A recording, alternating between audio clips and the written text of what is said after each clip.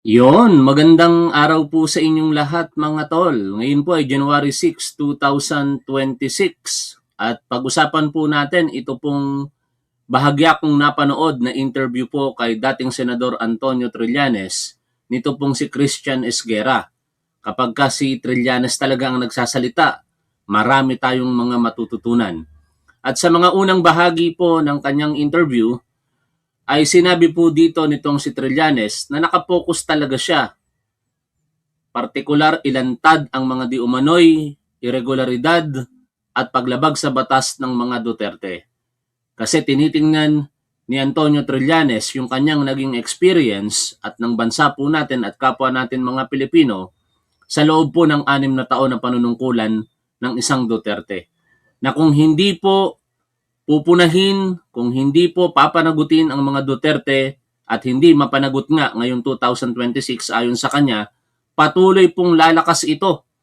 At sa 2028, maaaring makabalik ang isang Duterte sa Malacanang sa pamumuno ni Sara Duterte.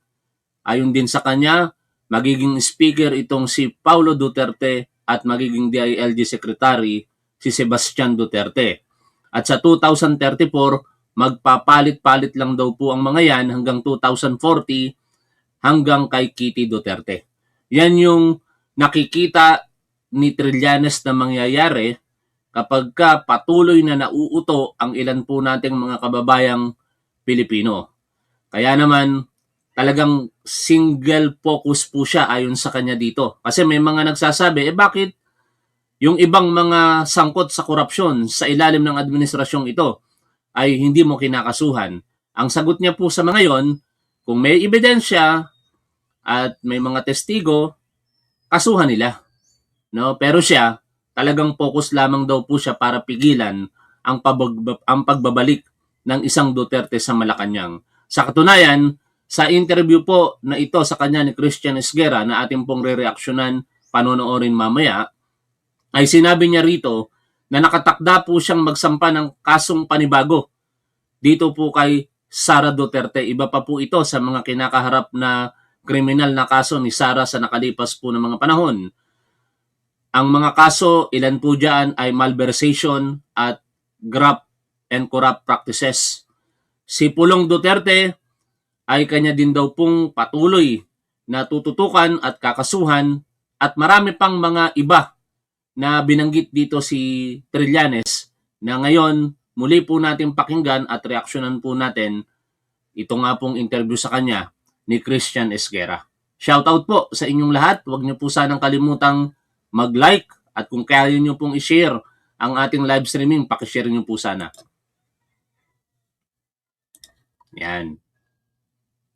Pursuit Ulitin natin. Yan. So, 2026, ano ba nakikita nyo in store for the Dutertes dito? Kasi isa po kayo sa consistently na nagsusulong na accountability dito sa mga Duterte na alam natin hindi po nangyayari.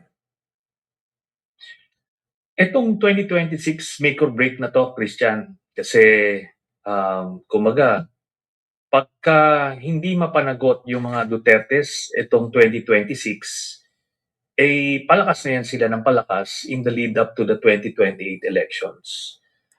Naniniwala ba kayo sa pahayag na yan ni dating Senador Trillanes? Ako naniniwala ako talaga mga tol.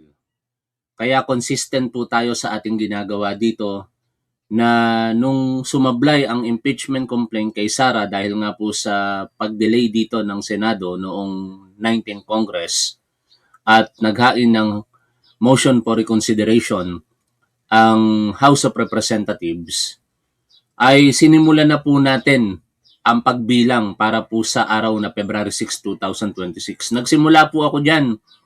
Mahigit sa 170 days ang layo pa. Pero ngayon, nakita nyo naman, 31 days na lamang ang inaantay po natin para sa panibagong impeachment complaint. Ang objective ko is huwag makalimutan ng tao ang mga kadahilanan kung bakit po inimpeach itong si Sara Duterte. At the same time, mas lalong lumakas po yung panawagan po natin para sa panibagong impeachment complaint sa kanya. Kasi ito yung nakikita ko na pinakamabisang paraan para po malantad sa harapan ng publiko ang mga ebidensya laban kay Sara Duterte na sa paniniwala ni dating Senador Trillanes at paniniwala ko na rin, kapag ka nakita ng taong bayan, yung mga majority po ng mga Pilipino, sigurado, hindi na po pagkakatiwalaan itong si Sara Duterte. Kapag ka hindi po yan nakita, malamang sa malamang mananalo po itong mga naratibo ng Duterte. At ang posibilidad na makatakbo siya sa 2028 ay nandyan na, kasama pa syempre, katulad nga ng sinasabi ni Trillanes, kapag ka hindi napanagot itong mga Duterte ngayong 2026, patuloy po itong lalakas. Tanggapin po natin, ako tinatanggap ko po ang assessment na yan ni Trillanes. Wala namang masama dyan, hindi po yan pagkatakot sa mga Duterte, bagkos yan po ay pagmumulat sa ating kaisipan na sana sa mga darating na panahon, protektahan po natin ang ating bansa. At magagawa po natin yan umpisa sa ngayon sa pamamagitan po ng paglalahad ng katotohanan tungkol sa mga ginagawa nito pong mga Duterte. Isama na po natin dito ang mga supporters po nila. Tuloy po natin ang pakikinig po dito. And ito lang, just to be clear, yung may mga kasi may mga pumupuna na bakit nakatutok lang daw ako sa mga Duterte. Ang posisyon ko diyan is ako, I never stopped anybody from criticizing anybody from the Marcos administration. If you have something on them, then sige, by all means, pursuin nyo. Kung may nakakausap nga ako na mga mga civil society leaders. So ganyan ang tinanong sa akin, bakit daw hindi kinakasuhan anybody from the Marcos administration?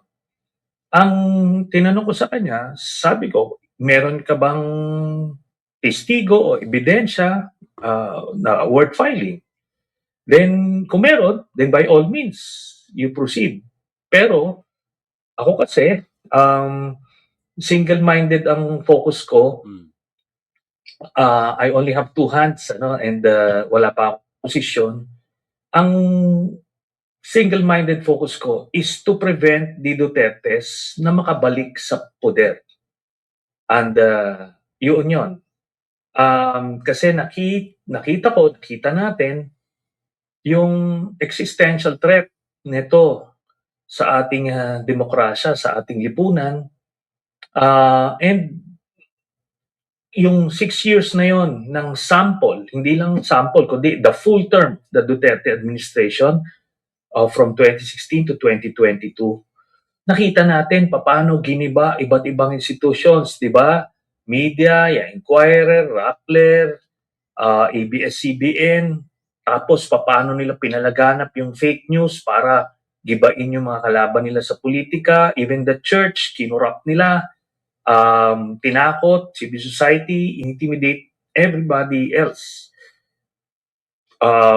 Para matakot din yung political opposition, gumawa sila ng kaso kay Senator Laila de Lima. Di ba?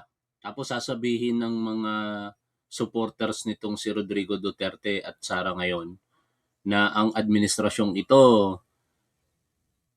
walang paggalang sa karapatan ng pamamahayag. Dapat ibinabalik sa kanila sapagkat ito po ay hindi na po aligasyon. Ito po ay katotohanan na nung panahon ni Rodrigo Duterte, ginawan po nila ng kwento-kwentong kaso si noon ay Senador Leila de Lima.